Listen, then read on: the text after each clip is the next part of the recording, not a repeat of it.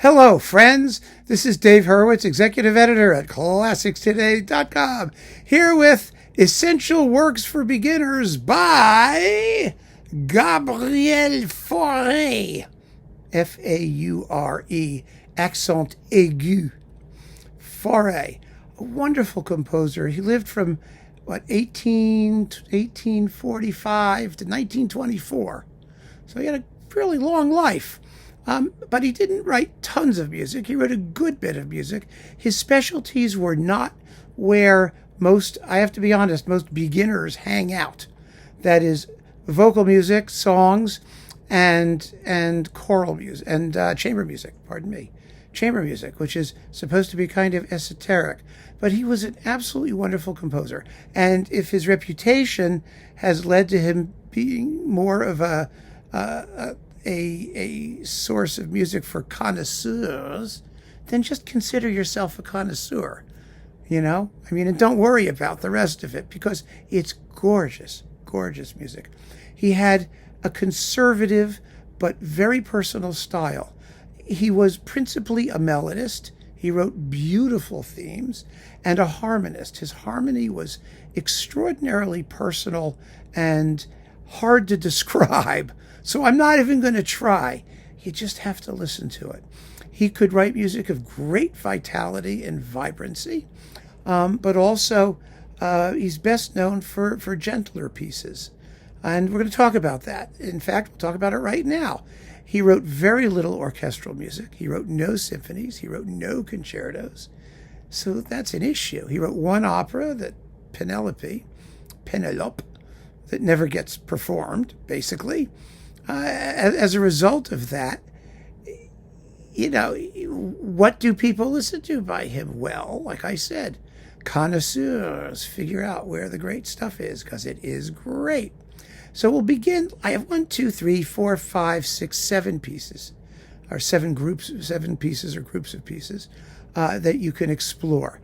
And I think they'll really, really turn you on to this wonderfully subtle and intimate composer. That's the word, intimate.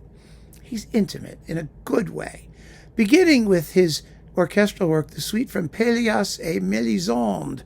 Now, Pelléas and Mélisande, or Pelléas and Mélisande, is one of those symbolist plays.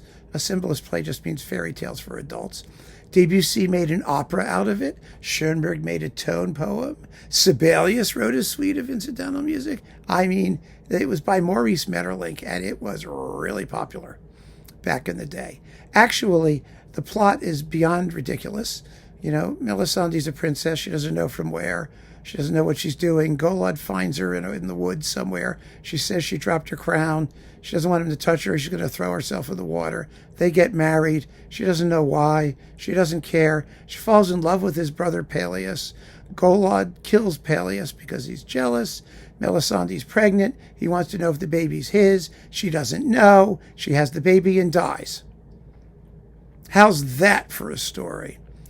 It all takes place in this mystical kingdom called All-le-Monde, like the whole world. Get it? All-le-Monde, It's very, very mythical. Anyway, Fauré's suite is the most intimate of all of the possible versions of music for this play or opera, whatever it became, and it is absolutely lovely. It has movements in it. The death of Mélisande, and it's got, this something called Sicilienne, which Fauré actually wrote separately, and it exists in 10 billion versions, most commonly for cello and piano. It has a tune that once you hear it, you will never forget it. Fauré often had help orchestrating his music. Charles Coquelin was involved in the Pelléas suite because Fauré just didn't. He was a teacher. He didn't have time. He wasn't interested. It just wasn't his thing. But this beautiful, brief, it's about 20 minutes long, suite of 4 movements, I think it has. I think it's 4 movements. Maybe 5. I don't know. I have to go count. But it's really, really, really delectable. And it's a great introduction to his special sort of sound world. After that, another brief piece, the Pavane. Now, the Pavane has a tune, a wonderful tune. It sounds like the old Taster's Choice commercial. Remember, times like these were made for taster's choice. That's actually the Fauré Pavane, not the taster's choice, but they're very, very close. It's a beautiful work that he wrote for orchestra, that he added a chorus, and originally it had a text, and then it was for piano and voices, and then he orchestrated it. And then it exists like a lot of Fauré in a bazillion versions. It's about like 5 or 6 minutes long, and it's just totally lovely. It's one of those miniatures that you get played on like pledge drives for public radio all the time, because it's just so pretty, but without being mawkish or tacky or excessively sentimental. It's a pure kind of beauty, and it's really, really, really lovely. So give that a shot. Even if you're not a coffee drinker, you're really, really going to love it. Now we got to go to some chamber music. Yes, the dreaded chamber music. Finster has been stomping around all over this, so yes. Could you stay there? That's better. Thank you. See, now she's behaving. Thank you, sweetie. All right, now, chamber music. Yeah, people are intimidated by chamber music. I don't know why. I mean, I guess because it's chambery. It's got like chamber stuff in it. But it's for small forces. But that doesn't mean it's small music. It uses the same forms. It has the same emotional depth. It has the same size as symphonies and concertos and big things. And Fauré's chamber music is not miniaturized at all. It's bold and unusually powerful. And at the time that he was writing his chamber music, which was in he started in the 1860s and 70s and 80s in that area, French instrumental music was just getting going. There were not a lot of composers who were writing chamber music. That was something those yucky Germans did, you know what I mean? And the French were opera people, theater people, stage people, ballet. They did not write abstract instrumental pieces. So Fauré and Chanson, who was his colleague, were really breaking new ground in writing these kinds of chamber pieces. And Fauré was unquestionably one of the great masters of chamber music in the second half of the 19th century.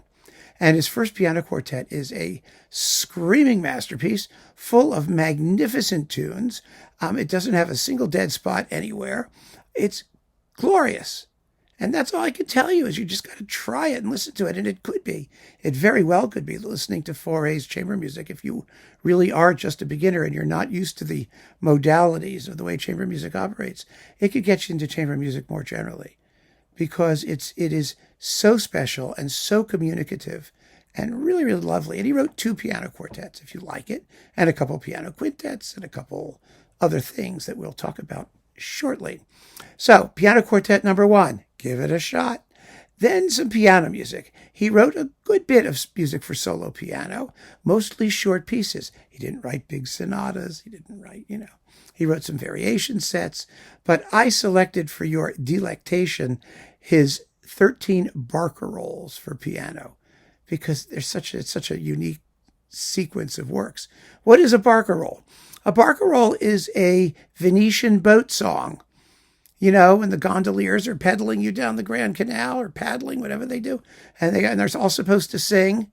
I hope they don't do that anymore. Anyway, they're supposed to sing at you, and what they sing are barcarolles, and it's a song that has a sort of lilting rhythm, like the waves gently lapping against the side of the boat.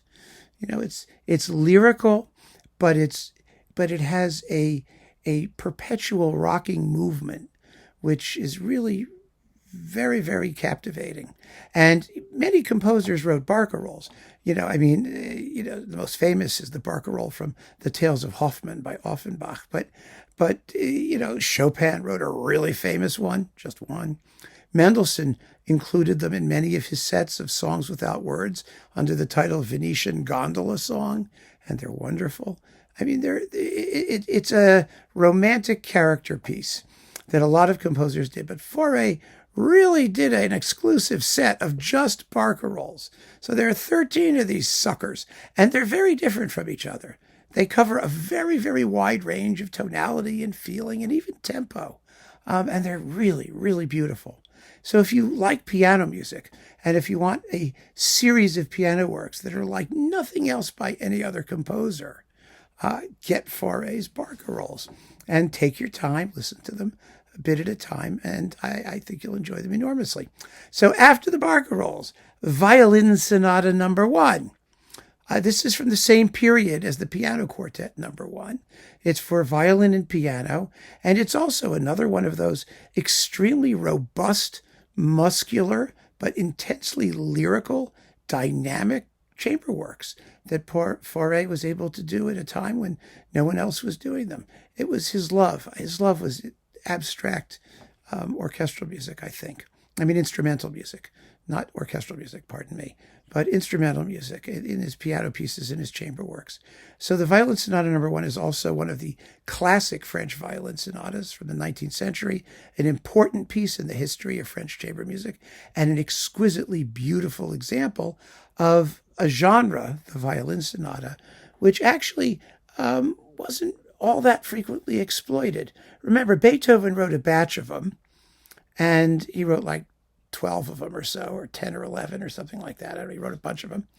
And after that, Brahms wrote 3, Grieg wrote 3, Dvorak wrote 1 with a sonatina as well.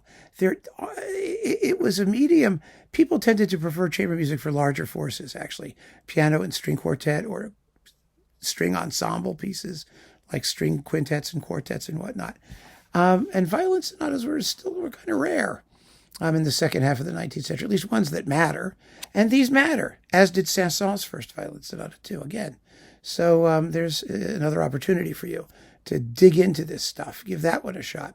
Fauré's most famous piece, however, is his Requiem Mass, a choral work with parts for mezzo-soprano and baritone. It also exists in multiple versions. At first, he wrote it for a small ensemble of choir, small instrumental ensemble, and organ, and then he enlarged it for full orchestra. Both versions are extremely popular. The smaller version was sort of making a comeback in recent years because, well, it was cheaper to do. Really. I mean, people said, well, it's more intimate. It's cheaper. Fewer people, costs less. But originally, everybody liked doing the bigger version, the yummier version with larger choir and orchestra. It's not a requiem that is going to be apocalyptic. Most requiems, the fun part is the dies irae, the Day of Judgment. Berlioz has 4 brass bands and 10 timpanists and all this banging and screaming. Verdi, dies irae, dies irae, bang with the bass drum, bang, boom, boom. That's the fun part. Well, Fauré leaves it out. It's not about that at all. It's a gentle and sweet work about consolation, and it doesn't grab you by the throat and talk about the Day of Judgment and punishment and hellfire, and so you may think, well, it's really boring. It's not. It's exquisitely lovely, and it's not very long. It's only about 40 minutes. So he just set the sections that spoke to him, and for that reason they speak to us. And it's an absolutely glorious, one of the great requiem settings, one of the most famous, again, in the 19th century. And it's absolutely a masterpiece. So if you like choral music, if you like vocal music, then you really need to hear Fauré's Requiem. And last but not least, I'm tossing in a song cycle, La Bonne Chanson, a beautiful series of 9 interconnected poems, thematically, that is, at least the last one is related to the previous ones. Really, really lovely. It's for tenor and piano originally, and then he made a version for piano and string quintet, which is the one that we hear most of the time these days, I think. Really, really lovely. It's a wonderful work for voice and chamber forces, which fits Fauré's aesthetic to perfection. And the poetry is by Verlaine, I believe. It's exquisite. French is always exquisite. Anna Russell, the great comedienne, said that, talking about classical songs, she said that although most classical song is excruciatingly dull. You must never, never, never admit this fact, or you'll be considered an utter Philistine musically. Anyway, that's German songs, not French. She said French art songs, also called mélodies or chansons, are different from German ones. Germans have soggy poetry set to magnificent music, while the French have magnificent poetry set to rather wispy music. One, she said, gives you the feeling of heaviness, the other of lightness. Well, that's not really true. I mean, la bonne chanson is perfectly balanced. The poetry is lovely, and the settings are not in any way insubstantial. But it doesn't take too long to get through, and if you want to give the songs a shot, that's where you should start. I have a feeling you'll enjoy them very much. Be sure, if you listen to them, to find the text. You can find it online. You can get it easily enough, and follow the words as they are being sung, so that you can understand the relationship between the text and the music. So that, my friends, is Fauré, a wonderful composer to get to know, and feel really good about having gotten to know him, because he deserves the attention, but he didn't ask for it. He was a quiet, apparently very nice man. Everybody seemed to like him, and his music deserves to be liked equally. So keep on listening, friends. Thanks for joining me. Take care.